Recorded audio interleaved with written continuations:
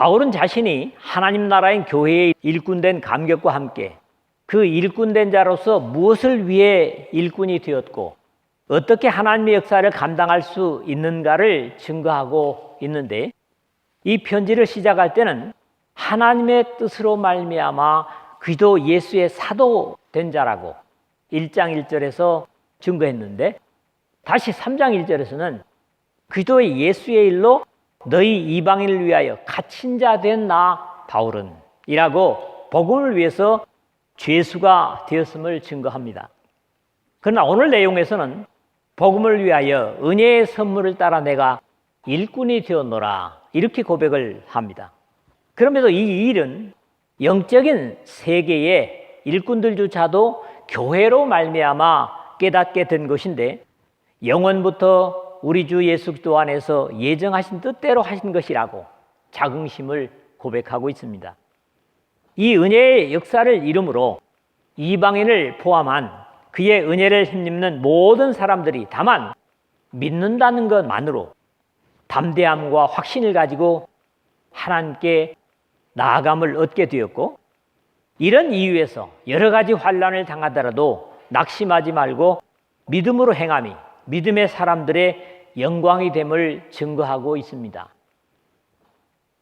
첫 번째로는 1절에서 9절의 말씀입니다.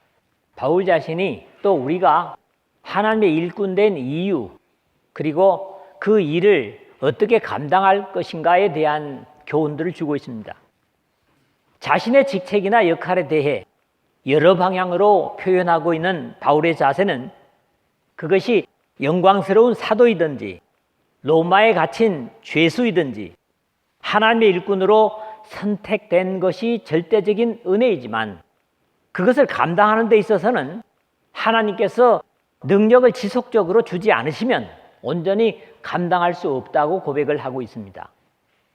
자격이 없는 자신에게 이 일을 맡기신 것은 헤아릴 수 없는 은혜일 뿐만 아니라 예수 그리스도를 통해서 베푸시고자 하시는 하나님의 넘치는 은혜를 모든 사람들에게 전하게 하기 위한 것인데, 이것은 영원의 신비 속에 감춰져 있던 것을, 복음의 경륜을 드러내시기 위한 것이라고 증거하고 있습니다.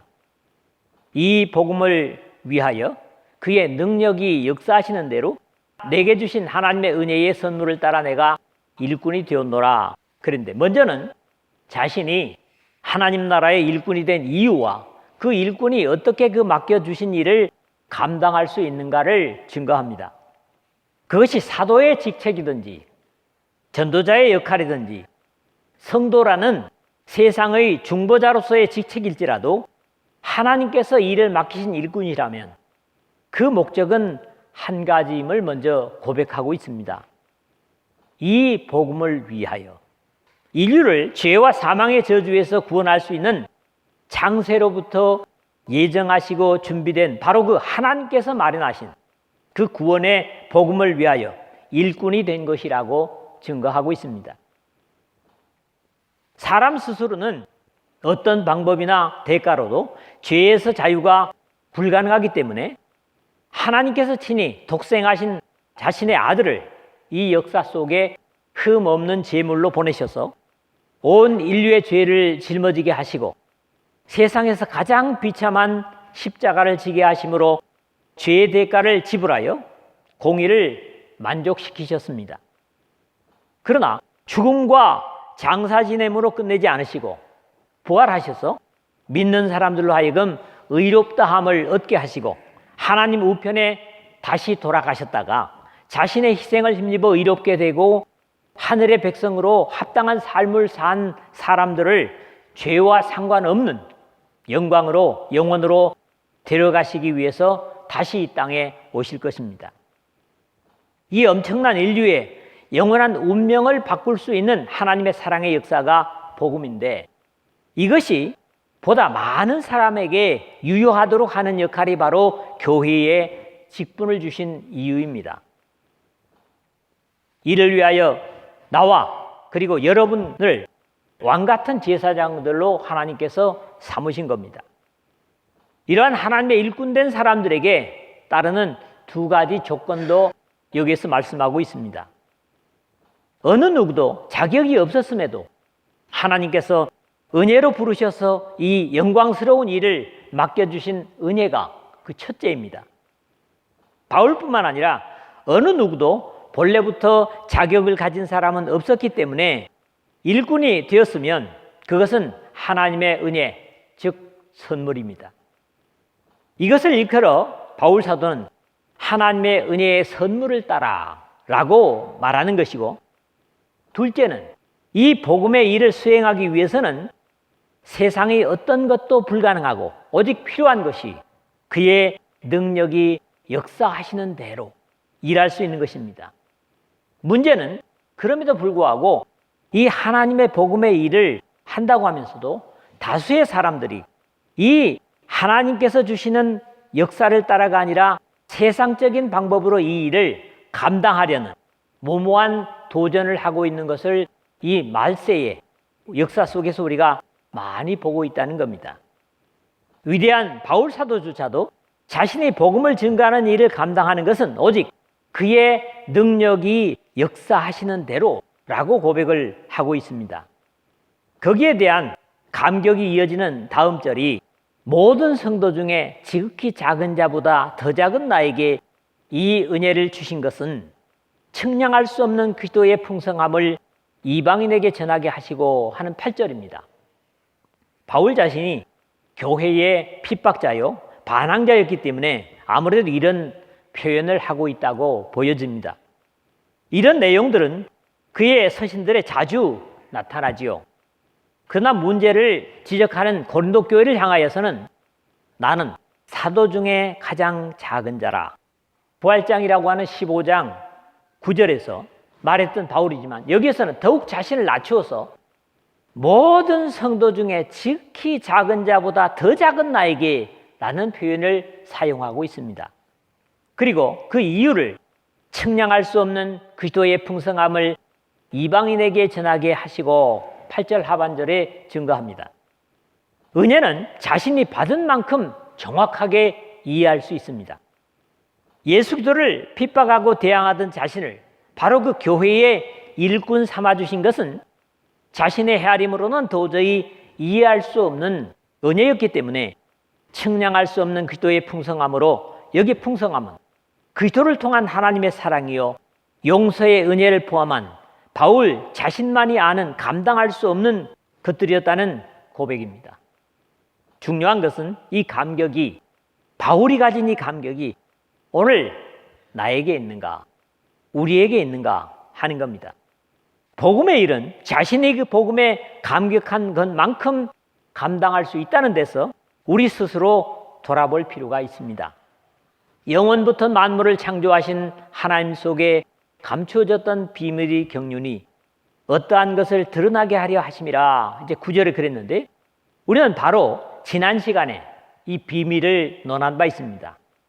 그리고 이 비밀을 골로새서 1장 27절 하반절에서 이 비밀은 너희 안에 계신 그리스도시니 곧 영광의 소망이니라 하고 인용한 바 있습니다. 사실 이런 신비를 이 세상을 창조하시면서 천사들은 물론이고 사람들에게까지도 드러내지 않으시고 하나님께서 친히 자신 속에 감춰 두셨던 사실입니다. 그럼에도 사람이 범죄하자 말자 이 비밀을 사탄에게 선포한 바 있습니다. 그렇지만 하나님의 자리를 넘보고 사람을 꿰어 죄에 빠지게 한 간교한 얕은 생각을 가진 마귀 사탄이 이 하나님의 신비를 이해할 리가 없었겠죠. 내가 너로 여자와 원수가 되게 하고 너의 후손도 여자의 후손과 원수가 되게 하리니 여자의 후손은 너의 머리를 상하게 할 것이요 너는 그의 발꿈치를 상하게 할 것이니라. 창세기 3장 15절입니다. 마귀 사탄은 여자의 후손이 메시아이신 그리스도라는 판단은 감히 할 수 없었을 것입니다.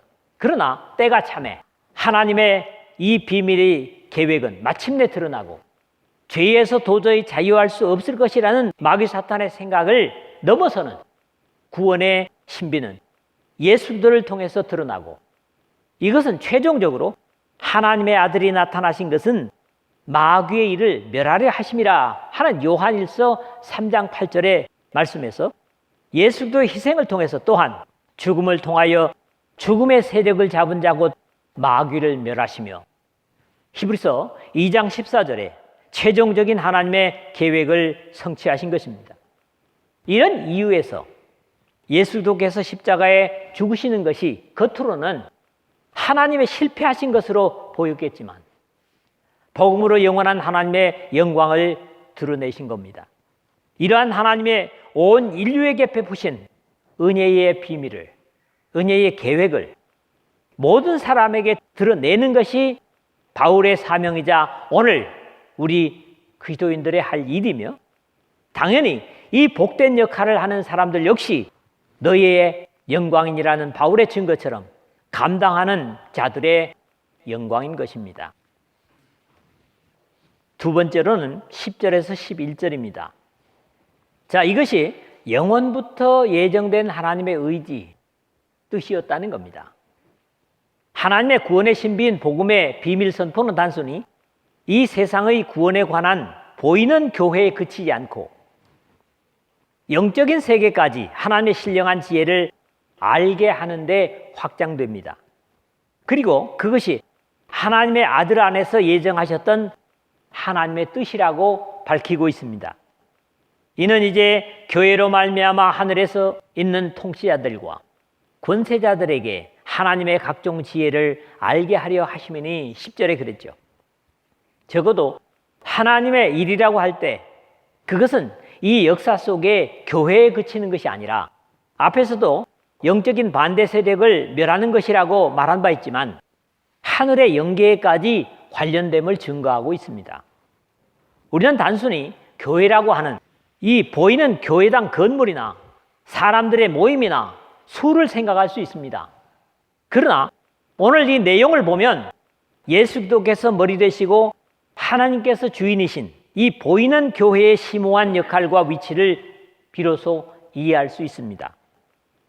우리 주 예수 그리스도께서 베드로에게 세워질 교회를 말씀하시면서 내가 이 반석 위에 내 교회를 세우리니 음부의 권세가 이기지 못하리라 말씀하시고, 내가 천국 열쇠를 너에게 주리니 너가 땅에서 무엇이든지 매면 하늘에서도 매일 것이요 너가 땅에서 무엇이든지 풀면 하늘에서도 풀리리라. 마태복음 16장 18절 19절에 하신 언약이 듣기 좋은 말에 그치는 것이 아님을 깨닫게 됩니다. 보이는 세계 속에서 이루어지는 이 교회의 일이 바로 영적인 데까지도 영향이 미침을 보는 거지요. 한 사람의 죄인이 구원받았을 때 그것은 뭡니까? 어둠의 편에 한 사람이 사라지는 거기 때문이죠. 그러므로 이는 이제 교회로 말미암아 하늘에서 있는 통치자들과 권세들에게 하나님의 각종 지혜를 알게 하려 하심이니 라는 엄청난 영계의 세계까지 교회가 연결되어 있음을 확인할 수 있는 겁니다. 여기 다시 확인할 수 있는 것은 처음 사람을 생명으로 창조하신 것과 같이 이러한 아담의 범죄의 회복이 영원 속에 관련되어 있음을 깨닫게 됩니다. 이 복음을 위하여 7절 상반절에 했던 것처럼 이는 이제 교회로 말미암아는 바로 앞에 영원부터 만물을 창조하신 하나님 속에 감춰졌던 비밀의 경륜이 어떠한 것을 드러내게 하려 하심이라 하신 것으로 이 일을 교회로 말미암아 하신다는 말씀입니다. 이렇게 이해하고 보면 구원의 역사는 하나님의 형상을 가진 사람을 위한 것이기 때문에 영적인 세계가 결코 앞서지 못함을 이해하게 됩니다. 그 대상을 하늘에서 있는 통치자들과 권세들에게 했는데 우리는 앞에 1장 21절에서 모든 통치와 권세와 능력과 주권, 오는 세상에 일컫는 모든 이름이라고 네 가지의 형태와 함께 오는 영원한 세상의 모든 이름으로 표현하고 있음을 봤습니다. 그 알게 하신 내용은 하나님의 각종 지혜를 알게 하려 하심이니 10절 하반절인데 바울은 하나님의 지혜를 측량할 수 없다고 고백한 바 있습니다. 깊도다 하나님의 지혜와 지식의 풍성함이요 그 판단은 헤아리지 못할 것이며 그 길은 찾지 못할 것이로다.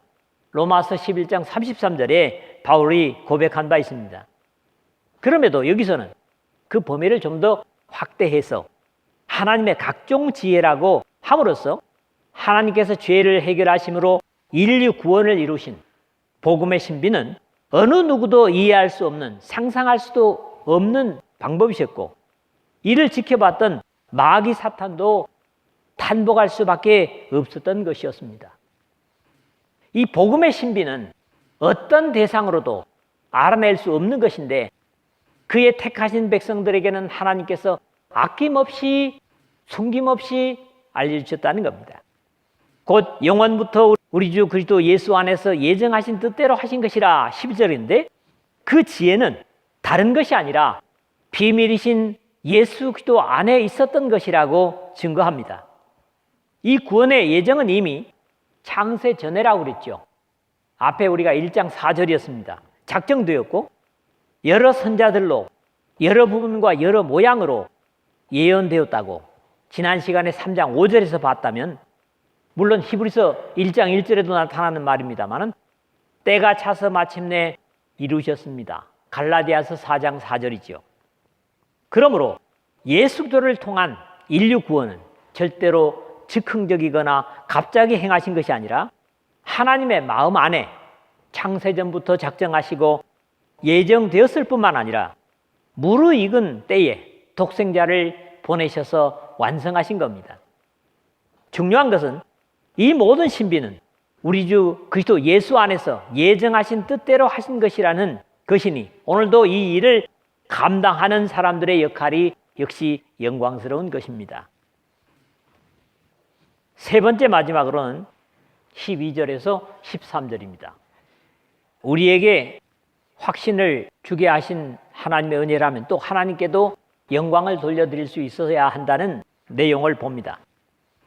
죄인이었다는 과거의 상태를 생각한다면 용서받았다고 해도 떳떳하지 못하고 무엇인가 의기소침해질 수도 있지만 예수 그리스도 안에서 믿음으로 허락된 죄의 용서는 과거부터 우리 각자의 아직 남은 삶의 기간의 동안의 죄도 완전히 해결받았다는 확신과 감격은 이 세상의 원리로나 또는 이 세상의 종교로서는 도저히 불가능한 것들입니다.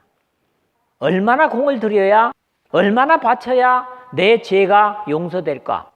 세상에 그런 기준은 절대로 없습니다. 그런데 감사한 것은 예수님의 희생은 우리의 과거의 죄로부터 이 세상을 떠날 때까지의 우리가 믿음 안에 거한다면 모든 죄를 이미 다 말끔히 깨끗이 사하셨다는 겁니다. 그럼에도 어둠의 세력은 주님께서 이 땅에 다시 오실 때까지 계속해서 우리가 하나님의 자녀라는 사실에 의심을 갖게 할 뿐만 아니라 하나님께 믿음으로 나아가는 일에 확신을 빼앗고 하나님의 복음을 위하여 하려고 하는 일들에 영광도 희미하게 하려고 비집고 들어와서 어려움을 갖게 만듭니다. 특히 이 편지를 쓰고 있는 바울의 경우처럼 보이는 형편에 불리한 일에 당면하면 그럴 때마다 낙심시키고 절망하게 하고 몰아세웁니다. 그래, 보고 있지 않아? 이게 너의 사실적인 모습이고 미래도 다르지 않을 것이다. 과거였던 우리의 모습을 생각하게 하면서 이렇게 속삭이고 하나님께는 저 이종배 저놈 저 안 돼요. 저거 아무리 은혜 줘봐야 저 안 돼요. 참소를 밤낮 계속한다고 요한계시록 12장 10절에 기록하고 있습니다. 그럼에도 오늘 마지막으로 다루는 말씀은 이런 모든 것의 거짓됨을 어둠의 세력의 거짓됨을 확인하게 하는 약속을 다시 한번 우리에게 주고 있습니다. 비록 과거에 죄인으로 어둠의 하수인이었다고 할지라도 죄인을 의인으로 변화시키기 위하여 창세전부터 준비되고 작정되셨던 예수 그리스도로 말미암아 당당한 하나님의 자녀가 되었다는 사실입니다.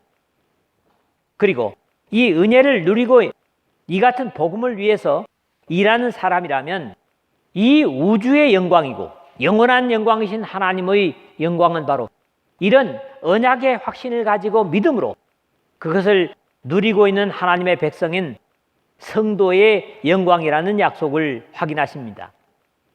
우리가 그 안에서 그를 믿음으로 말미암아 담대함과 확신을 가지고 하나님께 나아감을 얻느니라 12절에 그랬는데, 구약 성경에서는 선택되고, 그러니까 율법 시대죠, 선택되었다고 하는 제사장들조차도 하나님 앞에 제사를 드려 나가면서 죽는 것을 두려워해서 성소에 들어갈 때는 금방울을 제사장의 의복에다가 달고 제사를 드리게 했습니다. 사실 죄에 진노하시는 하나님 앞에 나아간다는 것 자체가 두려움이었습니다. 그럼에도 예수께서 부려주신 온전한 제사를 힘입는 사람은 누구든지 담대함과 확신을 가지고 하나님께 나아감을 얻느니라 12절 하반절에 했는데, 여기 담대함이라는 말을 우리가 좀 음미할 필요가 있습니다. 자, 이것은 민주주의 정치적 영역에서 아주 중요한 것인데 뭐냐 하면 언론의 자유입니다. 밝히 드러낸다, 신뢰하다, 확신하다, 대담한, 또 솔직한, 이런 파레시아, 히라버가 쓰였습니다. 그러니까 어떤 것에도 거리낌이 없이 말할 수 있는, 부부간에 그래야 되겠죠? 형제간에, 부모간에 그래야 되겠죠? 하나님 앞에서는 더욱 그래야 될 겁니다. 그리고 나아간다고 하는 말은 파로사고계, 이런 히라버인데 가까이 간다고. 두려워하는 대상이 가까이 갈 수 있습니까? 없습니까? 가까이 갈 수 없죠. 사랑하는 대상은 언제나 가까이 가고 싶습니다. 그래서 다른 표현이면서 같은 의미를 가진 낱말이라고 우리가 이해를 합니다. 같은 표현이, 그러므로 우리는 긍휼하심을 받고 때를 따라 돕는 은혜를 얻기 위하여 은혜의 보좌 앞에 담대히 나갈 것이니라 히브리서 4장 16절인데, 은혜를 얻기 위해서 은혜의 보좌 앞에 나가는 겁니다. 얼마나 감사한 일이에요. 믿음의 성경에서 확인할 수 있는 거지요. 거룩한 하나님의 백성이 되었지만 스스로의 힘으로는 영적인 쪽에서 부족하기 때문에 필요한 은혜를 얻기 위하여 언제든지 꺼리낌 없이, 두려움 없이 자유스럽게 나아가서 구하는 것입니다. 우리가 어릴 때는 너무 가난해가지고 학교에서 육성회비 가져오라고 해도 부모한테 얘기하면 형편이 좋은 집들은 그렇지만은 그렇지 못한 집들은 항상 못 받아가잖아요. 그럼 또 선생님에게 당하고, 그런 기억 가진 분들이 계세요? 그럼에도 이 은혜의 통로는 여전히 우리 스스로가 아니라 우리가 그 안에서 그를 믿음으로 말미암아 하는 12절 상반절에 조건이 되고 있어요. 주님 안에서, 그리고 믿음으로 라고 하는, 여기에 대한 믿음 역시 히브리서 같은 기록을 봅니다. 그러므로 형제들아, 우리가 예수의 피를 힘입어 성소에 들어갈 담력을 얻었나니, 히브리서 10장 19절입니다. 우리가 그 안에서 그를 믿음으로 말미암아 10절 상반절 한 것은 이중적인 안전장치라고 저는 그렇게 이해를 했습니다. 모든 것이 용서되고 포용되는 그 안에서, 예수님 안에서, 그리고 하나님께서 약속하신 방법인 그를 믿음으로 말미암아 의심은 사라지고 분명한 하나님의 피의 언약으로 담대히 나아갈 수 있게 된 것입니다. 그러나 이것도 역시 우리 자체에게서는 불가능한 것이기 때문에 마지막에 뭐예요? 얻었느니라, 얻느니라. 우리가 이 어려운 표현이죠. 수동이라고 그럽니다. 받느니라 라는 말과 같은 표현으로 사용되고 있습니다. 바울은 사죄의 감격을 확신하기 위하여 그러므로 우리가 믿음으로 의롭다 하심을 받았으니 우리 주 예수 그리스도로 말미암아 하나님과 화평을 누리자. 또한 그로 말미암아 우리가 믿음으로 서 있는 이 은혜에 들어감을 얻었으며 하나님의 영광을 바라고 즐거워하느니라. 로마서 5장 1절 2절에 증거하고 있습니다. 오늘 이제 마지막 13절.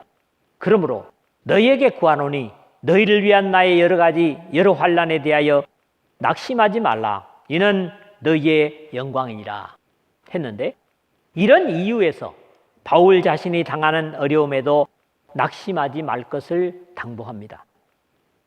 대부분의 사람들은 여러 환난보다는 형통이 더 하나님의 은혜일 거라고 증거합니다. 그러나 이러한 입장에서도 믿음의 사람인 바울 사도는 달랐습니다. 지금 이 편지를 받고 있는 에베소 교회의 성도들에게 주는 당부이면서 부탁입니다. 좀 더 구체적으로는 자신이 로마의 감옥에 갇혀 있는 상태를 두고 하는 말일 겁니다. 여기 그러므로 했는데 바로 앞에까지 증거했던 사실을 마음에 두고 주는 권면입니다. 비록 에베소 교회를 비롯해서 모든 그리스도인들이 과거에는 죄인이었을지라도 지금은 예수 그리스도로 말미암아 하나님과의 관계가 회복되었을 뿐만 아니라 지금은 믿음의 삶에서 모든 능력을 하나님께 기도로 나아가 얻고 있는 입장이 되었다는 것을 확인했습니다. 때문에 이런 모든 범주에서 볼 때 바울 자신이 감옥에 갇힌 것조차 부끄러워할 일이 아니라 사실적으로 복음을 감당하고 있고 오히려 밖에 있으면 복음을 전할 수 없는 사람들에게까지도 복음을 전할 수 있기 때문에 또 이 온 천하에 그리고 모든 역사에 귀중한 복음을 위한 일을 감당하고 있기 때문에 바울 자신과 믿음으로 함께 감당하는 모든 사람에게 영광이라는 고백인 겁니다. 간략하게 말씀을 맺습니다.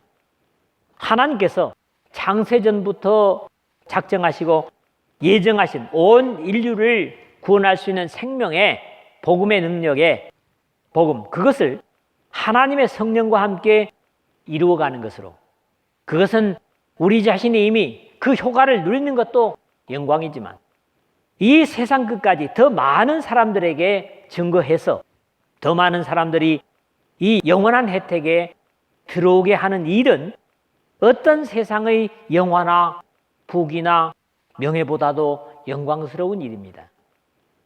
그 행하는 과정에 어떤 어려움이나 안타까움이나 또 힘겨움이 있다고 할지라도 그것은 순간에 지나지 않고 복음의 효과는 영원에 이를 것이기 때문에 낙심 대신에 하나님의 영광에 참여한다는 더 큰 감격을 가질 수 있어야 할 것입니다.